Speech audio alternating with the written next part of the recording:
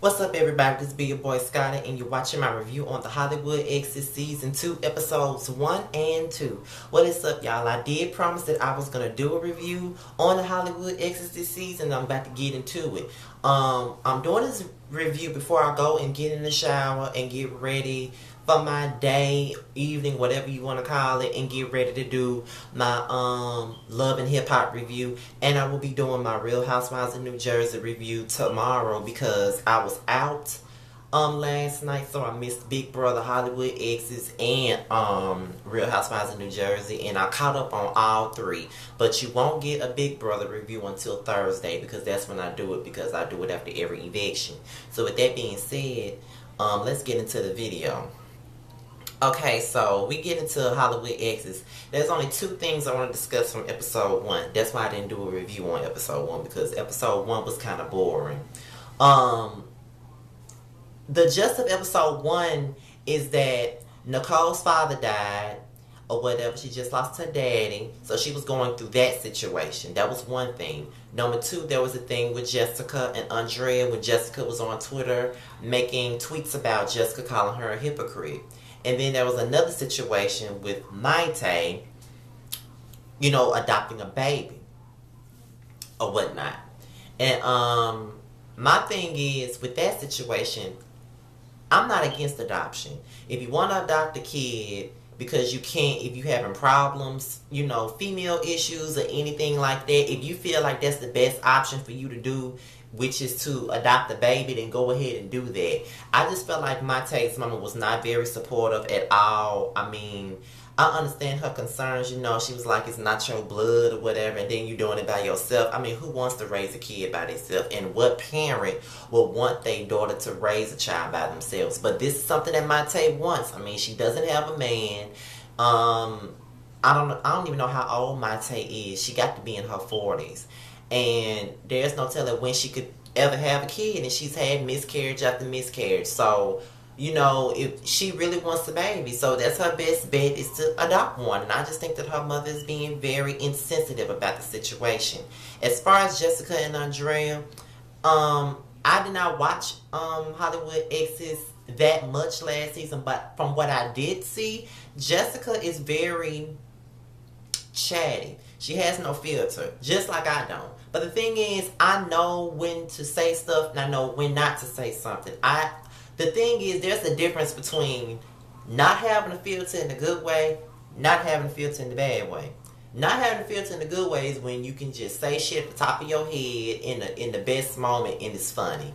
Having no filter in the bad ways when you just say shit at the wrong shit at the wrong motherfucking time and you constantly offending people. That is what Jessica does. And back in my time, I was just like that. I still don't have a filter, but I would just say anything without knowing that it offends somebody. You know what I'm saying?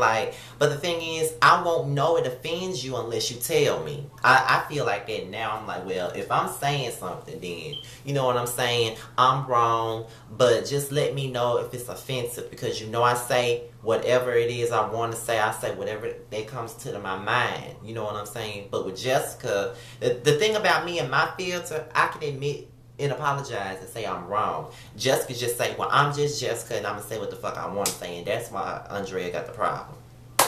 Getting to episode 2 from last night. First of all, we see Nicole's mama, Ellen, and I like her mama. Her mama is pretty much funny. The thing was, Nicole's father did not want a funeral. He wanted them to spread their ashes. He wanted a celebration of life, and that's basically what they're doing. That's basically what they were talking about. They were talking about what he wanted. He didn't want no drawn out funeral. They just want to get the family together and go out and spread his ashes. So I was enjoying all the little family atmosphere between Nicole and her family. Then we get into Jessica. Jessica was out with Maite, and Maite was telling her about the situation, about her wanting to get an adoption. Well, adopt the baby or whatnot. And Jessica, it's gonna be so hard being a single mother. It's one thing to try to, inform somebody about a situation that they're getting into that they don't know much about, because Maite don't know about single parenting. But Jessica just sounded like she was being a damn black cloud of negativity when it came down to the situation. And I just felt like she was wrong for that. And I just don't think that she need to do that. And the whole time I was watching it just now, I was like, Jessica, shut the fuck up. You know what I'm saying? Like, shut up. And it's just crazy to me. Jessica really needs to know when to shut the fuck up, because she gonna run up on the wrong bitch and they gonna knock her the fuck out. She needs to shut the fuck up. Nobody asked you for all that. All she wanted you to do is support her ass and what the fuck she had going on, which was adopting a baby, dumbass. So then we get into Andrea, and she's talking to her gay Judy or whatever, and she basically was talking about her foot injury and how it's hurting her or whatnot, and she doesn't want to be known for just being somebody's ex or just sitting at home collecting all of their money from what they doing. She wants to go out and get her own. And I just want to say, I like that type of shit, Andrea. Go for yours. You know what I'm saying? Like, you don't want to be validated by a man that you used to date just because he got money. You know what I'm saying? So, a lot of women in the industry do that. A lot of people that marry folks that's in the industry, they do that. They don't even do shit after they get divorced. They sit up and collect them checks and don't do nothing. But Andrea wants to go out and get her own dance company and do everything else. You know what I'm saying? Have her own businesses, do a clothing line, do this, do that. Write a book, do all that. You know what I'm saying? If you're going to live off your ex's money, use that money to what the fuck you need to use it for. Don't just use it just to spend it all up and go to the nearest shopping mall and, buy everything. Just spend it on what the fuck you need to spend it on.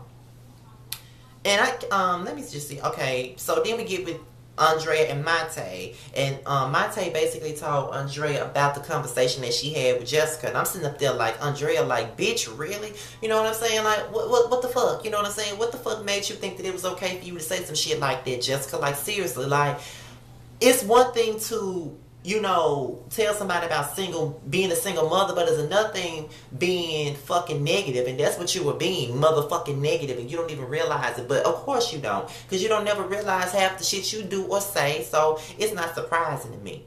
So back into Nicole and her family, they drive through their neighborhood in Sacramento, and she's going down, the street reminiscing and everything. She see her old elementary school and all of that, and I'm like, I really do like this scene. I like seeing where Nicole came from, and she was talking about how her parents really didn't have much, but even though they didn't have much, even though they didn't have a car or anything like that, they still had toys, food on the table, shit for Christmas, everything. It's just like they had the best childhood, even though they didn't have much and they were struggling. And, she even went to her old apartment, saw this little girl. The little girl stayed in the same exact apartment that Nicole does. She even sleeps in the same room Nicole does.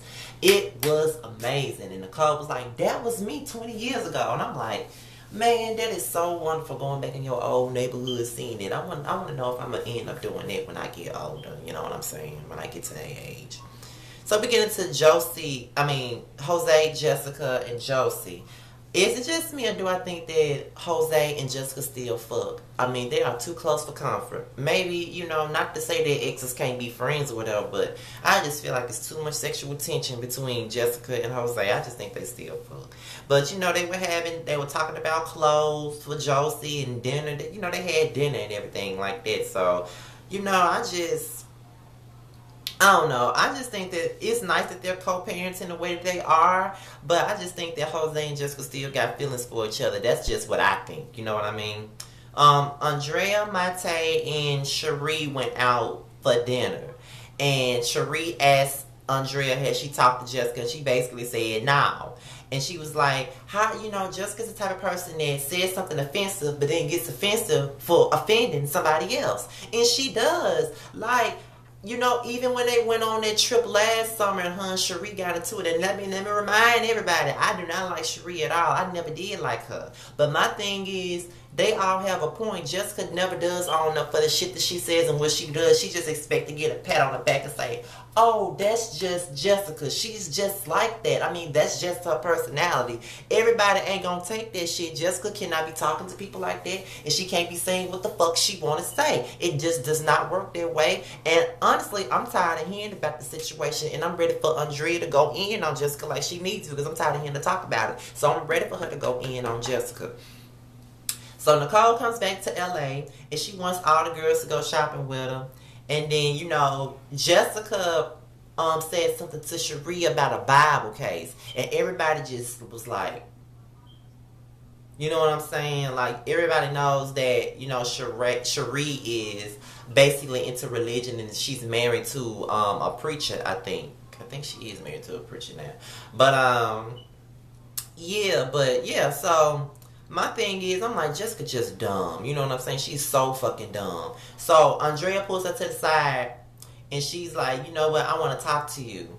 And then she said that, you know, it was about the situation that happened on Twitter. And, you know, Jessica was like, well, you know, I'm Jessica. I'm gonna say things that gonna offend people. And Andrea made the point to say, okay, we could easily say that's Andrea, and I might say things to offend somebody, but in the same breath, it's gonna be like, bitch, did you just say that? You know what I'm saying? I just feel like Jessica's so stupid. She think that she can get away with everything that she says, and she cannot, because you cannot just say anything to anybody, because you never know what type of reaction you're gonna get. You're not gonna get the same reaction from everybody, dumbass. So with that being said, no, Jessica, you cannot get away with it.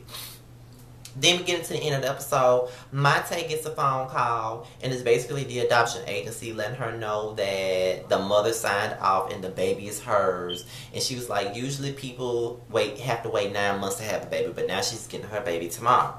So, you know, it is what it is. So Mate's mom was like, you know, I'm not for the adoption, but I'm going to support her. And that's all you needed to do from the beginning. You don't have to like what she's doing. You don't have to agree with what she's doing. But at the end of the day, if this adoption is making her happy, then you need to be happy for her. And that's all I got to say about my Hollywood Exes review. That was episodes 1 and 2. I know this video was probably really short, but it really wasn't much to speak on, you know. I'm trying to get a show a chance. And, you know, I'm already slacking on my Real Housewives of New Jersey reviews because that show was just awful. It's bad when Real Housewives of Orange County is shitting on you. So with that being said, y'all, I'm out of here. I'm about to get myself in the shower and you know, just throw on some clothes, whatnot, and then, you know, whatever I do in between the time Love and Hip Hop Atlanta come on, I'm gonna do it right quick. Get back home, watch Love and Hip Hop Atlanta, and soon after the show goes off, you know, I'm gonna give y'all that real. So I'm out of here, y'all.